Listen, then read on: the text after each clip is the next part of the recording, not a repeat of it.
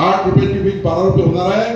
ती 12 रुपयाची वीज जनतेला न देता सौर ऊर्जेवर महाराष्ट्र आणायचा। तुमच्या घरी येणारी वीज कोळशावरची नाही तर त्या ठिकाणी उन्हेवरची तयार करायची आणि पुढच्या 4 वर्षामध्ये महाराष्ट्रामध्ये तुमच्या घरी येणारी वीज 12 रुपये रेट नसणार आहे, ती 6 रुपये करण्याचा निर्णय आपल्या महाराष्ट्राच्या सरकारने केला।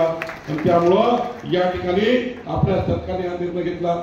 आपल्या सरकारने निर्णय घेतला खसाळा मसाळा कवठा भिलगाव खैरी आपल्या महाराष्ट्रातले गरीब मागासवर्गीय शेतकरी जे असतील त्यांच्या घरी जे 100 युनिट वीज वापरणारे ग्राहक आहेत, जे छोटे छोटे झोपडपट्टीमध्ये राहणारे मागासवर्गीय आहेत, अल्पभूधारक आहे, अत्यल्पभूधारक आहे, गावामध्ये छोटं घर आहे, त्या सर्व गरीब माणसांना 40,000 रुपयाचं सूर्यघर लावायचं।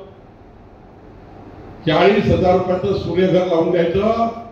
100 युनिट वापरणारा वीज ग्राहक जो सर्वात मोठा ग्राहक गावातला आहे, जास्त 100 रुपये वीज वापरणारा 100 युनिट, त्या ग्राहकाच्या घरी 40,000चं सूर्यघर लावून पुढचे 15 वर्ष विजेचं बिल येणार नाही याची योजना आपण तयार केली।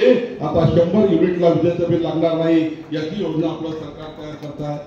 आपण निर्णय घेतला जेव्हा मी पालकमंत्री होतो मागच्या वेळी कामठी शहरापर्यंत मेट्रो रेल्वे करायचा। आज कनानपर्यंत आपण मेट्रो रेल्वे करतोय। 8,000 कोटी रुपयाची मेट्रो रेल्वे या ठिकाणी करतोय। आपण निर्णय घेतला मी पालकमंत्री झाल्यावर आउटर रिंग रोड पूर्ण करायचा। आउटर रिंग रोडचं काम आपण पूर्ण केलं। काल आउटर रिंग रोडला सर्व्हिस रोड करता 150 कोटी रुपयाचं अनुदान काल दिलं। आता आउटर रिंग रोडचे सर्व्हिस रोड जे सुटलेले होते तेही सर्व्हिस रोड करण्याचा निर्णय आपण घेतला। पुढच्या काळामध्ये नवं नागपूर येत आहे। हिंगण्याजवळ लाडगावला खऱ्या अर्थाने 20,000 मुलांना रोजगार देणारं नवं नागपूरची निर्मिती होत आहे। नागपूरला पुन्हा नवीन रिंग रोडचा निर्णय आपण घेतोय। नवीन रिंग रोड त्या ठिकाणी मोठा होतोय। इंडस्ट्रियल कॉरिडॉर नागपूरमध्ये होतोय। नागपूर आता हे उपराजधानीचं शहर। आज बघा कमळाचं मत किती महत्वाचं होतं। माननीय नितीन गडकरी केंद्रीय मंत्री झाले। आपण आज खसाळावरून निघाल्यावर उप्पलवाडीवर समोर गेल्यानंतर उडान पुलावर चढलं की 6 मिनिटांमध्ये बर्डीला पोहोचतो। खऱ्या अर्थाने एक नवं परिवर्तनाचं काम आपण त्या ठिकाणी केलं। आज कधी विचार केला नव्हता की आपण त्यामुळे उडान पूल बांधू, पण नागपूरमध्ये ज्या पद्धतीचं आंतरराष्ट्रीय शहर करण्याचा आपण निर्णय केला, पुढच्या काळामध्ये नागपूर सारखं भिलगाव झालं पाहिजे, नागपूर सारखं खैरी झालं पाहिजे। आणि माझ्या तर मनात आहे, मागच मी मोहन माकडांना म्हटलं होतं, या ठिकाणी सर्व कार्यकर्ता सांगितलं होतं खसाळा मसाळा कवठा भिलगाव खैरी हे 5ही गाव एकत्र करून ही नगरपालिका करायची आहे। पुढच्या काळात नगरपालिकेच्या माध्यमातून आपल्याला इथला विकास करायचा आहे।